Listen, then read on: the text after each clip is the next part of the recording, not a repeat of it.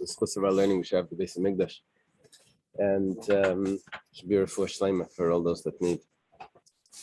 We're holding Lamed Daled, and it's not the Mishnah. It's not the piece right above the Mishnah. It's right above that. It's a Tanu Rabbanan. Am I correct? Mulgan. Yeah, let's see. It's about 12 lines from the bottom. It says like this: Tanu Rabbanan Mulgan esareish v'esaraglayim. You see that? Yeah. Okay. You're allowed to use hot water to remove the hairs of the skin. You can also use a flame to remove the hairs from the skin. Now, this is part of the tanning process, which should be an issue. But on Yom Tov, it's not a problem. You're cleaning it off. I guess you're gonna. We're talking about a bird or an animal. It doesn't say. But you can't remove the hair with some sort of plaster, because now you're already using the chemicals that are used in the actual tanning. And not with dirt, lime, right? And you also can't cut the hairs off with the scissor, because that, besides for tanning the leather, now you have a new problem of maybe you want the hair for wool. But it says, okay, so these are things that you're not allowed to do. Here's we introduce a new issue. When you take certain vegetables have some sort of sprouts on them, you can't cut those sprouts off with the what is it, Tisperish Shalai, which is with its special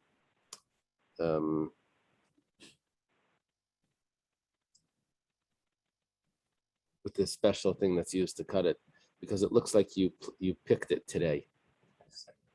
A scythe? Okay. Aval mesaknen es akundis ves achvios.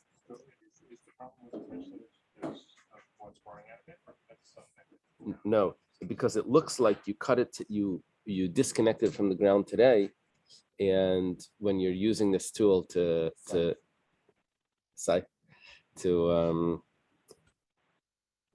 someone that's watching is going to think you cut it today. You harvested it today. However, you're allowed to fix these two types of vegetables, even though it's a tircha. One of them possibly is an artichoke. And you're allowed to use a large oven, even though if you need a lot of food, even though a smaller oven is much easier and a large oven is a big tircha. But because you need a lot of food, you're allowed to do that. And I think antichi was like a chinik, what's a hot water thing? What does it call it over there? A radiator? But they just call it an antichi. Okay. So you're allowed to use that. But very nice.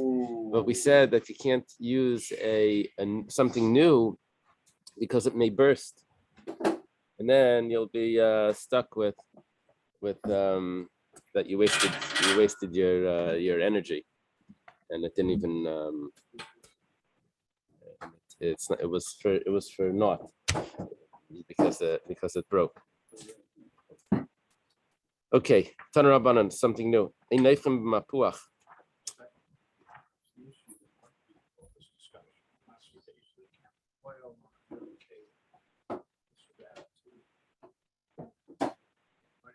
Say you can't use it, period.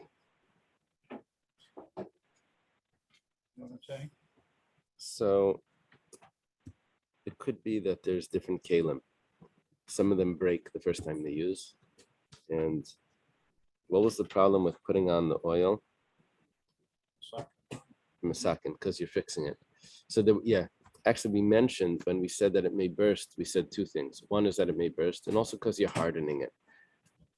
So there's a whole bunch of There's a whole slew of possible issues. Now it says you're not allowed to use a bellows. But you're allowed to blow with some sort of tube. That's the problem with that is because it's a craftsman tool. Is it It's like a too- straw? It's too professional. Yeah, you're allowed to use a straw, but not a bellows. But in masaknes ashpud, you can't fix a spit that we mentioned before once. In machadinais, you can't sharpen it. All on Yom Tov, obviously, because we're following the opinion that holds that even though you're allowed to cook on Yom Tov, but you're not allowed to prepare the kalim to make the kalim that you need. That's not like Rabbi Yehuda's opinion. Taner Rabbanan ein mefatzin es hakana lisleis by maliach. When you would cook fish, you would want to raise it a little bit off the fire because the fire was too hot and fish cooks at a lower temperature. So you would put reeds underneath the fish to lift it off the grill. So you're not allowed to break these reeds. But you're allowed to break a walnut even with a cloth over it. And we're not concerned that the cloth is going to get torn. Rashi has an interesting comment on that. He says, and even if it does get torn, you weren't tearing it in order to resew it. And the malacha of tearing is a malacha that's mekalkel, unless you're tearing in order to resew. Why would you tear to resew? Someone has a moth hole in his clothing, so there's a round hole. So what you would do is you would tear it till the end. You'd make a slit to the end, and then you would put it together.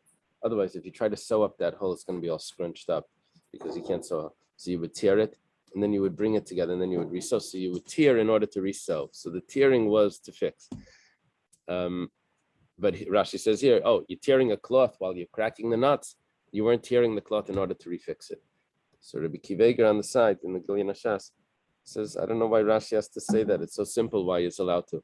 It's a davar sheina miskaven. You're not intending to tear, and it's not a psik reisha. It doesn't have to do with malacha shein tzrich legufa or something, or that it's the wrong type of kareya. It's a davar sheina miskaven. It's a basic. Okay. We have a new Mishnah. Vaydam Rabbi Eliezer. Rabbi Eliezer also says another leniency because before Rabbi Eliezer told us in the Mishnah that you're allowed to take a toothpick, a little twig, to use it to clean his teeth. He's also allowed to rake the courtyard to get the small twigs to start the fire. He's allowed to do that. There was a leniency on Yom Tov. Rabbi Eliezer also says that Oimed Adam ala Muktzah, person can stand next to Muktzah. Muktzah means it's fruits that are left out to dry that you're not going to use. Now, we said before that if it's, let's say, figs that needed to dry. So if they're just put out there, then they're muktzah. Once they're done, they're dry, then they're not muktzah. But somewhere in the middle, if you made a decision and you made a pronouncement that I'm going to eat it, then it actually works. So you can't really, here what he's about to do is about to say that muktzah, those figs that are drying, I'm going to eat them. And it's actually going to work. You wouldn't be able to do this. Could you eat them or they? That's what we're going to learn. Okay. That's what we're going to learn. You wouldn't be able to do this to another type of muktzah. Muktzah means that it's designated. I'm going to use my car tomorrow. It's not going to make it not muktzah. Here, it's because it's somewhere in the middle. You can actually, that decision is actually going to make a difference. When is he doing this? Erev Shabbos. It's on Erev Shabbos and B'Shvius, and it's also on the Shemitah year. He says, from here I'm going to eat tomorrow. So what do we have here? It's Shemitah. What does the Shemitah have to do with anything? What has to do here is that it's Erev Shabbos, and he's making a pronouncement that the fruits that are left out are not muktzah. The reason why Shemitah comes in is because if it's not Shemitah, then he didn't take Meiser yet. So if it's Shemitah, then all the rules of Meiser go off. There's no Meiser and Truma and Shemitah. Trumas and Meisers. So he's avoiding the case of the Mishnah is avoiding the Meiser problem. So in order to avoid that problem, we said it's the sabbatical year where there's no Meiser. And then the whole issue is just a muktzah issue. And he avoids the muktzah issue by pronouncing that he's going to use it. I assume this is what they do. For those people that throw rocks at cars that drive on Shabbos, they probably have to designate the rocks because rocks are muktzah. Yeah, so they stand next to the rocks and they say, I'm going to use those rocks. That's what I assume. But Chachamim say it's not enough just to say that. You have to make a real siman on it. You can't just talk. You have to actually do something to the item. And you also can't say that I'm going to take from here. You have to say I'm going to take from here to here.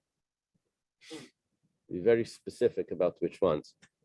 Rashi explains. Go ahead. Rashi says, which Rashi? The Breira.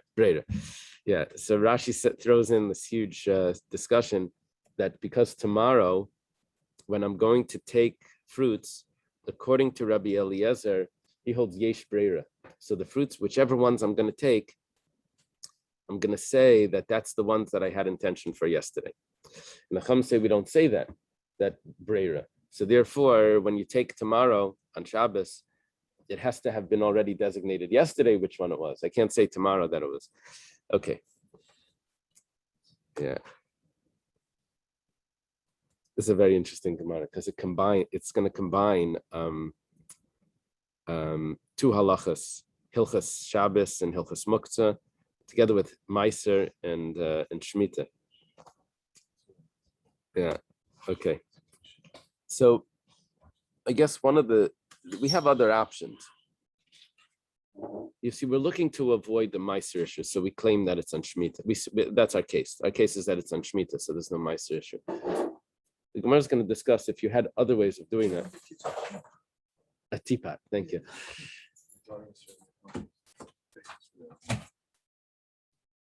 Oh, very nice.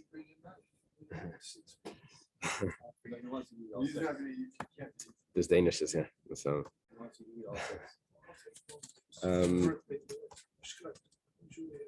Doctor, was the sound better today? Yeah, excellent. Okay, good. I put myself on mute to begin. No, because I got a new microphone. I only go off mute when they show up. I hear you. Tanan Hassam. The Gemara says like this. We learned over there. Tinoikis shetamnu te'enim me'erev Shabbos. There's a lot of chidushim in this Mishnah. Tinoikis, young children, they hid away figs from before Shabbos that they were going to eat on Shabbos. And they forgot and they didn't take Meiser. Now, Te'enim here are talking about the figs. Let me give just a small background. There's two qualifications, I guess, for Meiser. When do you have to take Meiser? It has to be the finished product. It's called Nigmra Malachte. And then it also has to be Re'iyas Pnei Abayis. It has to be brought into the house. And the word that's used for both of those is kivas. It becomes established that now you have to take Meiser. So if it's Nigmra Malachte, if it's the finished product, let me give you an example of what's not finished. If I have grapes that I need to squeeze for wine, or if I have figs that are drying, both of those are the loy Nigmra Malachte. But if I'm going to eat them straight, I'm going to eat them now, then it's Nigmar Malachte. So then the other criteria is, once it comes into the house, then it's Chayiv and Meiser. Now, if it doesn't come into the house, so I'm allowed to eat it arai. Arai is temporary. But if I eat it bikvias, I have like a real meal, a lot of, it's not a snack. I have a full meal, so then it's a kviyas. Now, Shabbos, because Shabbos is so special, there's no such thing as achilas harai on Shabbos. There's no snack. There's only meals. So even if you're snacking on Shabbos, it's considered a real eating, and it's kivas for Maisa. Here we have these girls. They designated the food for Shabbos. So because of that, it becomes kivas, and it's nigmar malachta. They didn't take Maisa. So here we're learning. So l'maitzi Shabbos le'yochlu elam ken yisru. Not only can't they eat it on Shabbos because it's kivas, because it's established for Maisa, but even after Shabbos, it already is like Shabbos leftovers, and it's still it's chayiv and Maisa. It doesn't go away. Okay, let's get. There's a lot of things going on here. Have to give Meiser. They have to take Meiser off it, even though it was never brought into the house yet. And really, you could theoretically they could have eaten it in a temporary way. They could snack. You could snack in the field before you take Meiser. Yeah, I mentioned I was in Israel, and the person that I went with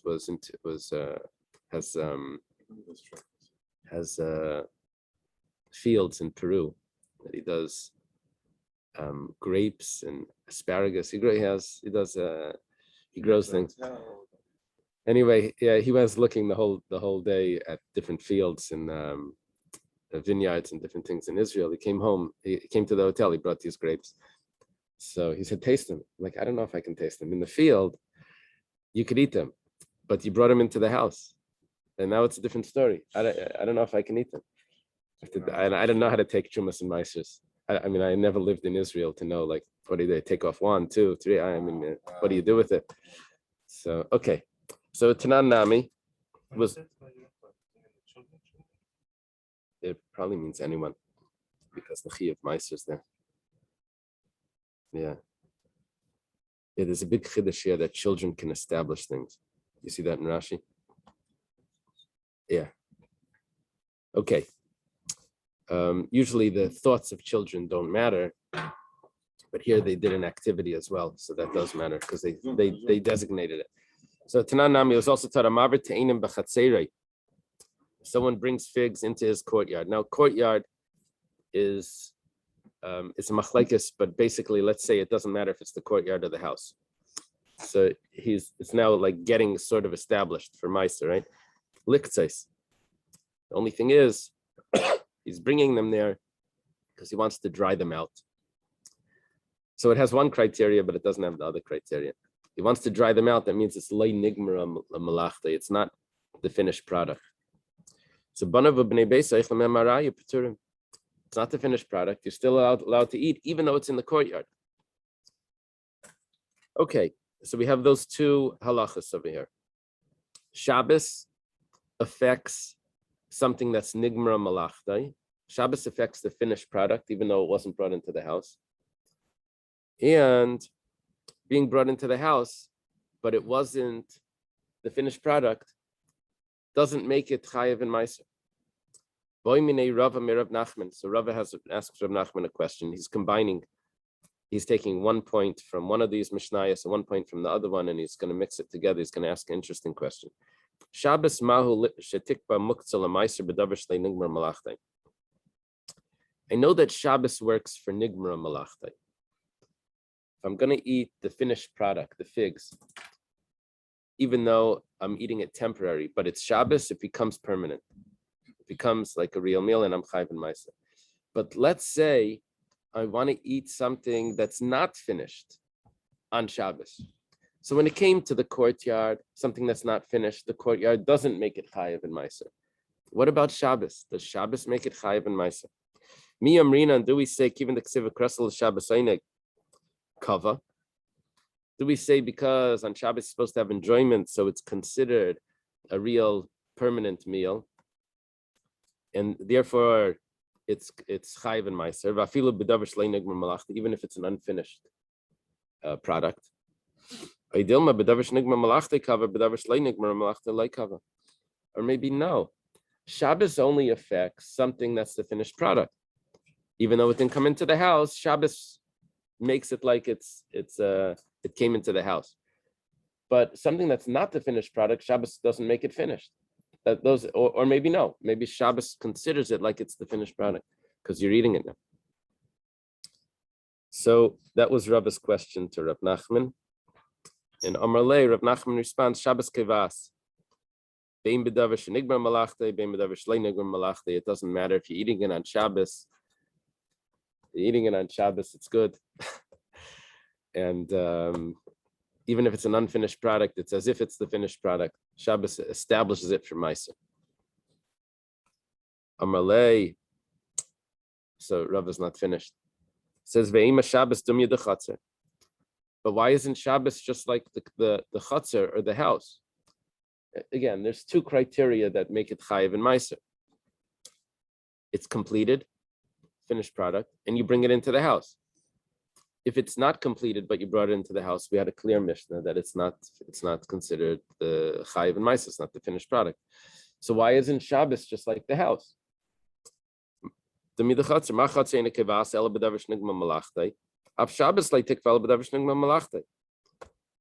Shabbos should not affect something that's not finished, just like the house doesn't, or the courtyard.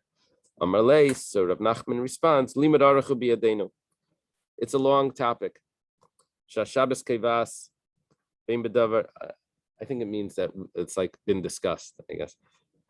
That Shabbos establishes bein b'davar shnigma malachte, bein b'davar shlei nigma malachte. Okay. What does that have to do with us? Nice discussion here about Shemitah. What does it have to do with what we're talking about? Amar Mar Zutra Breder Rav Nachman. Mar Zutra is Rav Nachman's son. He's coming in to support his father's answer. Says Afana Nami Tanina. We actually have a Mishnah that supports what my father said. It goes like this. It's the Mishnah we just learned. Rabbi Eliezer says, that a person can stand next to his field. It's Erev Shabbos, and it's Shemitah, and he can pronounce that that tomorrow on Shabbos I'm going to eat from those drying figs, and so that becomes not muktzah. Why does he have to do it on Shemitah? Because he doesn't want to be chayiv in Meiser. The case can't be that there's a chayiv Meiser that's going to show up, and then he's not going to be able to eat. He wants to show that he's able to eat it. If there's a Meiser, to avoid the Meiser issue, we said that it's Shemitah. Taima de Shviyas. Well, what was your only option of avoiding the Meiser issue? Was because it's Shemitah. The Lav Bari Surihu. It wasn't chayiv and it's not chayiv in Meiser. But let's say it's the other 6 years. Hachinami da aser. It would be aser. Now, it's not really the finished product. You just want to eat it. It's not the finished product. It's not chayiv and meiser anyway. I don't need shemitah. It's not chayiv and meiser, and I'm not taking it into the house. I'm going to go out. I'll eat it in the field. So the problem is it's not a problem anyway. Elamai, my timer. Why does it have to say shemitah? Lav mishum de Shabbos kava. It must be that Shabbos makes it chayiv and meiser even if it's not finished. It's a beautiful raya. Okay. In other words, it's a raya because the fact that the Mishnah had to use a case of Shemitah tells me that the rest of the other years, Shabbos would have made it chayiv and meiser, even though it's an unfinished product. But if Shabbos makes more even massive, what do you go take this question the other way? Because Shabbos happens all the time. Yeah. The only thing is that on Shemitah, you're eating it on Shabbos, but Shemitah doesn't have the rules of Meiser. There's no Meiser on Shemitah because it's hefker to everyone. So usually you eat and you have to give to the poor, or to the Levi, whatever. But on Shemitah, you're one of the poor. You're like everyone else. Everyone has equal rights to the field, and they just eat. Okay. Gemara says it's not a raya. You hear what was such a beautiful raya? The Gemara says it's not necessarily so. You know why?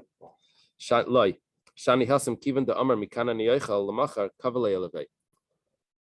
You think that Shabbos is what's establishing it, and that's why we couldn't say that's why we couldn't say that it's the rest of the years, that it could only be on Shemitah. That's what we were thinking. Turns out that there's another variable here, that this could be the reason why we couldn't have used the other years. And it doesn't have to do with Shabbos, which means that Rav Nachman's answer may be correct, but from our Mishnah, there's no proof. What is the other variable? That it says you were standing on the side of the field and you made a pronouncement that I'm eating it tomorrow. So your words finish the product. So it becomes finished. And is it in the house? I guess it becomes kvias b'tzad sadeyu, right? There would be one more point that it needs to come into the house.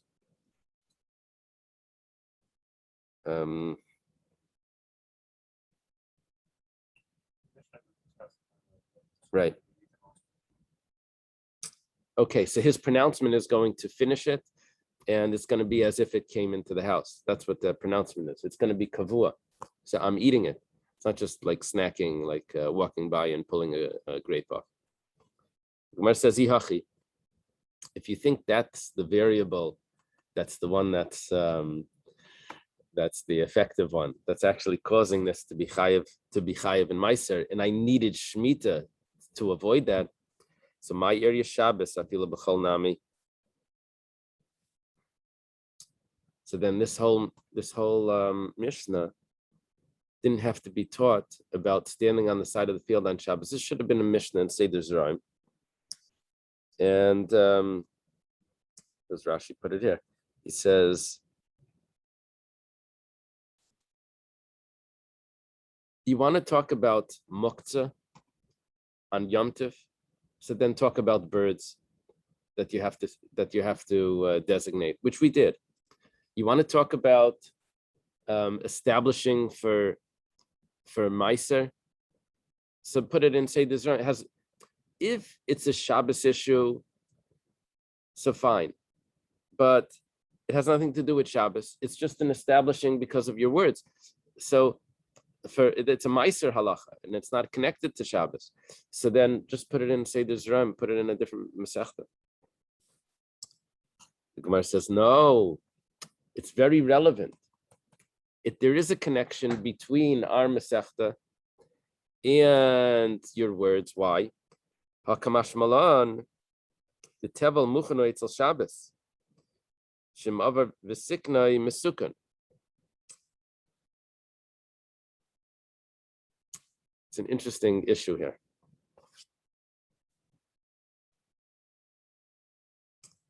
There could be a secondary issue, and that is that I can't say about something that's really muktzah that I'm going to eat from it tomorrow, and shouldn't be muktzah. Muktzah is not going to go off. So if I would establish this as something that's chayiv and ma'aser by pronouncing it, I pronounce it. I pronounce that I'm going to eat from this tomorrow. Now it has a din that it's chayiv and ma'aser.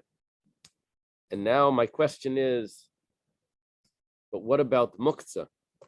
Is it muktzah also? Does the laws of muktzah go off? It's, of course, the laws of muktzah do not go off, because if it's chayiv and ma'aser, it becomes muktzah machmas iser. There's a prohibition on it. You can't use it. You can't eat it. So it's definitely muktzah. So you see, even though it's not a Shabbos issue that's creating it chayiv and ma'aser, it's just your words, but there still is a connection to our Masechta, because it would be muktzah machmas iser. Now, from the fact that it's not muktzah machmas iser, so that's teaching me this halacha that tevel, even though it's really tevel, but muchanu eitzel Shabbos, shem avar v'siknai, it's mesukan. That if someone would actually somehow fix it and take meiser, it wouldn't be muktzah. I mean, you're not supposed to take meiser on Shabbos, but if somehow it would be fixed, it wouldn't have an issue of muktzah, even though when Shabbos came in, it was a real muktzah. So what we're going to say is that although tevel should be muktzah machmas iser,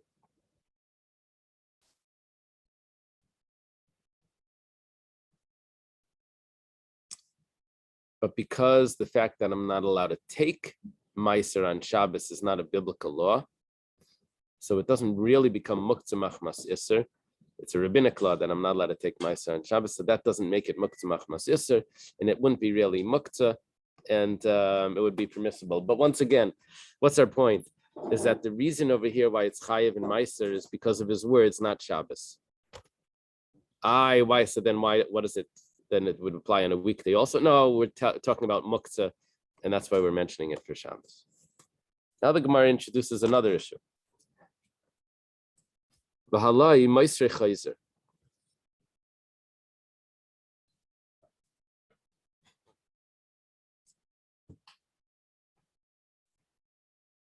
What are we saying over here? We're following this this logic that it's not Shabbos that's our issue, that's making it kavua. It's his statement that's making it chayiv and ma'aser. The Gemara says, I don't believe that to be true, because even if someone actually took food on a plate and he's having a meal, and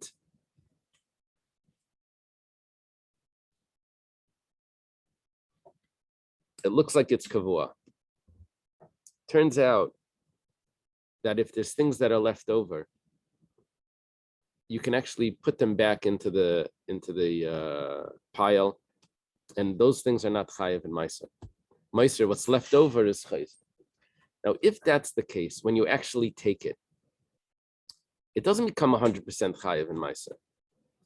It becomes chayiv and meiser only when you're eating it the kviyas, but the items don't become chayiv and meiser. It's just that scenario is chayiv and meiser at that. So if that's the case, then if you never even took it, you just pronounced it, you're going to tell me that it becomes chayiv and meiser from a pronouncement? It's not even chayiv and meiser if I took it. I can still put it. Look, and Rabbi Lazar says that if you're able to put it back, which we'll see what that means because it's not tamei or whatever, we can put it back into the pile.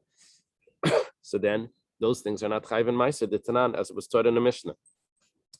If someone takes olives from the big pile or the big basket of olives, now the olives would sit and rot, either rot or ripen, and then they would press it. So there was a big pile there, but it was waiting to be pressed. So toivel achas b'melach v'eichel. So it's not the finished product. So you can eat it one at a time without taking meiser. Even though you're dipping it in salt, maybe that's considered something. No, it's eating one at a time. The imtaval v'nasam lefanav asara. But if you have a whole plate, you have a whole meal out of this, then you're chayiv. That becomes a kviyas. Rabbi Lezer menamatan tahar, then he's chayiv. It depends what the basket was. If the basket was tahar, then you're right. He's chayiv in meiser. However, he agrees. There's nothing to discuss. However, menamatan tami is pater. If the basket was tami grapes, then he's pater from meiser. Why? Because he can always put back. They're tummy anyway. Even if the person is tummy, which we're going to say that he is in a minute.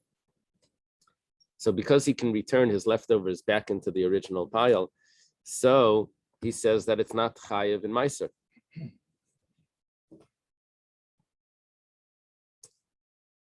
Not just, oh. So if that's the case, then for sure what he says shouldn't make it chayiv, a pronouncement shouldn't make it chayiv in meiser. The Gemara is just going to explain this Mishnah. We asked on this, we deliberated on this. Maishna Reisha, Maishna Seifa. What's the difference if the pile is tamei or the pile is tar? The first case where we said he's chayiv, that's because the pile was tar, but the person was tamei. You can't put your leftovers back. It's germs. No, it's going to make the whole pile tummy. Seifa b'matan tummy v'gavra tummy. The Seif is talking about where the person's tummy, but so what? The pile is tummy also. So the Matzi Mahadale, he can return it. He can put it back because it's not going to make it any worse. Pile was tummy anyway. Now, okay. So we have a question. The question is, how can you tell me that the variable, that's the reason why we needed to say that it's Shemitah, and not that it's the rest of the years, is because we're looking to avoid Meiser. And if it would be Shabbos, then it would be Chayiv and Meiser. We said, no, it's not Shabbos that's making it Chayiv and Meiser. It's his pronouncement that's making it Chayiv and Meiser. We said, what? Can't be a pronouncement that's making Chayiv and Meiser, because even if he would actually take it, it wouldn't be Chayiv and Meiser, because Rabbi Eliezer, who's the one that's saying this, says you can always put it back. It's not Chayiv and Meiser. He has this lenient view about this. The Gemara says, well, I have a solution. I can tell you, you know what? Look at this. I know what's going on. The Mishnah is talking about, we are the Katsiyas, is standing by the side of the Katsiyas, the figs. Those are Tahar. He's Tameh, and he can't put them back. And Rabbi Lezer agrees. So that's why we had to say Shemitah. Oh, because he tasted it, right, to see if it was ready. He touched. Well, that's what we're assuming. Okay. Yeah. What's going on here is we said the case is on Shemitah because we wanted to avoid the Meiser Shaila. We said, why can't you say it's the rest of the time and it's not Kavua? We said, well, it's because of Shabbos. We said, no, Shabbos, that's not the issue. It's because he pronounced it. We said, but Rebbe Lezer holds that a pronouncement is not going to make it Chayiv and Meiser, because even if you take it, it's not Chayiv and Meiser because you can always put it back. So now we're saying, but here you can't put it back because he's Tameh, and putting it back, they're all Tahar. Now, if it wouldn't be Shemitah, that's why we needed to say it's Shemitah. Otherwise, he wouldn't be allowed to eat it because it would be a Meiser issue. And he can't put it back, that would be a Meiser issue, right? The Gemara says, 1 second. He never took them. They're out in the field. We're not talking about a case where he took them. He's just pronouncing. I don't even know how the Gemara got away with that suggestion. he didn't take it. Okay. So it turns out that this is enough of a problem to say that the only variable we have is Shabbos. And the reason why we had to say it's Shemitah is not because of a pronouncement. The rest of the years would have made it Chayiv and Meiser. The problem is that Shabbos would have made it Chayiv and Meiser. Elamar Rav Simi Barashi Rabbi Lezer Ka'amret. Rav Simi Barashi says like this. You know what? Mar Zutra Breder of Nachman is correct. He's right that Mishnah proves that Shabbos would make it Chayiv and Meiser, even though it's Lei Nigma Malachta. Because Shabbos is so significant, it would make it into a meal and not a snack. However, I still don't think that that's a support for his father, even though the Mishnah says it. And the Mishnah is 100% in agreement with his father, but it doesn't matter, because you know who the Mishnah is? It's Rebbe Lezer. The Mishnah is Rebbe Lezer. And Rebbe Lezer Tamei Damar Truma Kava, the Koskin Shabbos. Rebbe Lezer has a strict opinion about Truma, that once you take the way the Meiser is taken is the first thing that's taken is Truma. After that, you take the Meiser. Rebbe Lezer says that once Truma is taken, then it becomes Chayiv and Meiser, even if it's Lei Nigma Malachta or whatever. You took the Truma already, you started the process, it becomes Chayiv. If he holds that about Truma, he probably holds the same for Shabbos. The Tanan, and we don't hold of that. So therefore, although this is saying that Shabbos is actually working, but we don't hold of Rabbi Elazar's opinion. Okay. As it was taught, Peres Shetar Manach Leinigmer Malachtan, if the Truma is taken before it's completed, Rabbi Elazar Isalechel Mehamarai B'Chacham Matirim. Rabbi Elazar says he can't eat from it because you have to take Meiser. Okay, Tashima. Now the Gemara is going to try to prove that actually in our Mishnah, it's Rabbi Elazar. And in our Mishnah, we also have a machlekes, we also have a chachamim.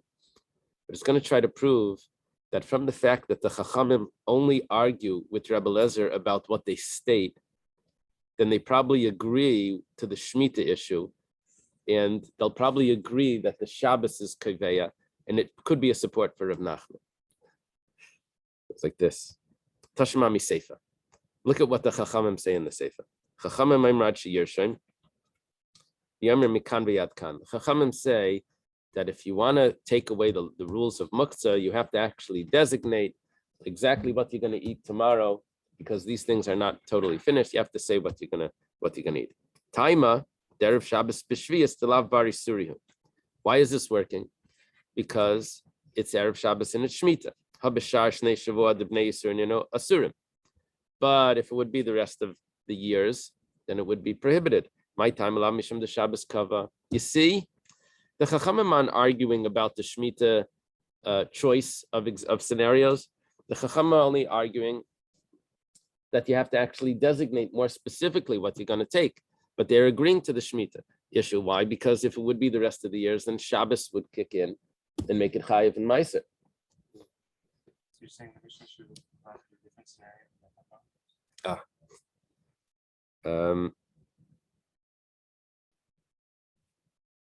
That's what the Gemara is suggesting, that it should have argued on that part of detail as well. My ear, vafilu something, vafilu shash shnei shavua. Gemara says like, Shani Hasam kivan da Amar mikan vad kana niyoichel lemachar kavalei. 1 second, we have another variable. How do you know that it's the Shabbos that's kaveya? Maybe it's the pronouncement that makes it into Chayiv and Meiser. Well, we tried this once and it didn't work. We tried this with Rabbi Eliezer by saying that it wasn't Shabbos and it didn't work. But you know what? It didn't work for Rabbi Eliezer because he had this interesting opinion that says that anything that could be put back is not Chayiv and Meiser. But the Chachamim don't hold that. So for the Chachamim, that other variable is a real option.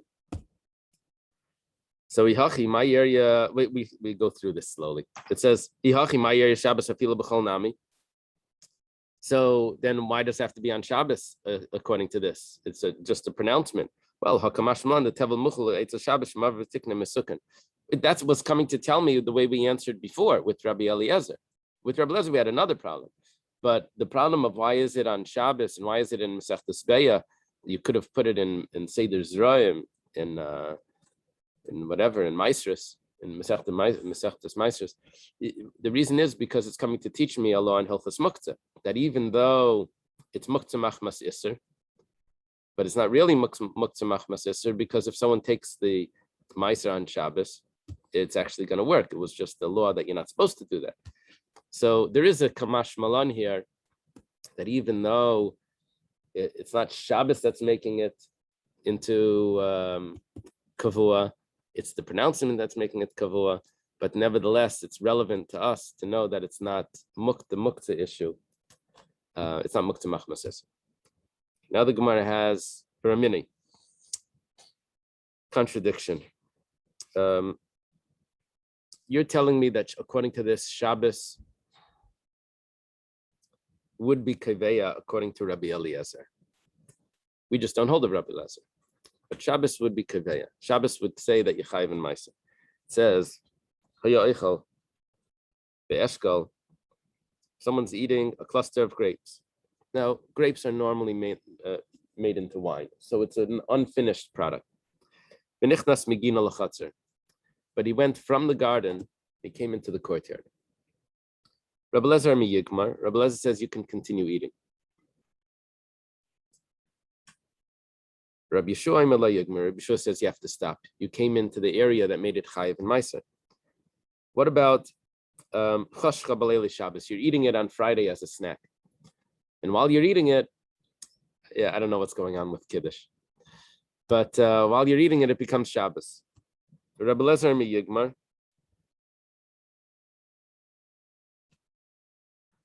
Rabbi Lezer says you can finish. See, Shabbos somehow doesn't establish it for Meiser. Rabbi Yeshua yigmar. Rabbi Yeshua says he can't finish. It's Shabbos. These are hard to show. Uh-huh. Oh, so maybe, yeah, maybe he's actually going to use it for Kiddush, but he's not allowed to squeeze grapes on Shabbos for Kiddush. That doesn't work. It has to be ala kais Kiddush. I hear. Unless you're keeping your mouth for about a year and a half. The Gemara says Hasim Kidaktani time over there. The reason is different. The Rab Nasan Aimer like Kishamar Rab Elazar Yigmar B'Chatzer Yigmar Ela Yaitze Chutz L'Chatz B'Yigmar like Kishamar Rab Elazar Yigmar B'Shabbos Yigmar Ela Mamton L'Mitzvah Shabbos B'Yigmar. Turns out Rab Elazar doesn't mean that you can actually eat it in the courtyard, that you're not allowed to eat. Rab Elazar doesn't mean that you can eat it in the courtyard. And Rab Elazar doesn't mean that you can eat it on Shabbos. What he means to say is that you eat it, you can still take it out of the courtyard and eat it. And it also means that you can wait till after Shabbos and finish it. But you're right about Rabbi Elazar's opinion that on Shabbos it's kavua l'maisa. If you weren't here, I would have been equal to be equal to lot. That's Oh, the word that's been used all the time right, now. right, It's, right, right. It would make sense to read it that way. Yeah. So it's exactly the opposite conclusion. Yeah. But it turns out that Rabbi Yeshua here, though, So why do you, I'm asking, why are you read, what? Yigmar is the action of eating. He can finish what he's eating. First Rashi says it. Beitza Daf or Yigmar, so we don't have to for last. So we're Yeah. just a Rashi, No, but the interesting thing is that one of the points that we got out of this is that before we said that if it's light nigmar malachta and you bring it into a courtyard, it doesn't matter because it was light nigmar malachta. We had this story with someone's bringing figs into the courtyard. They're still allowed to eat from it, right? Rabbi Shua says you're not allowed to. Rabbi Shua argues on that. Rabbi Shua holds that bringing it into the courtyard is effective and it makes it chayav and ma'aser. Okay. It's getting late. Let's leave it over here. Thank you. Oh, yeah, Rabbi, thank you. Have a good day. Have a good day. Good day. Don't-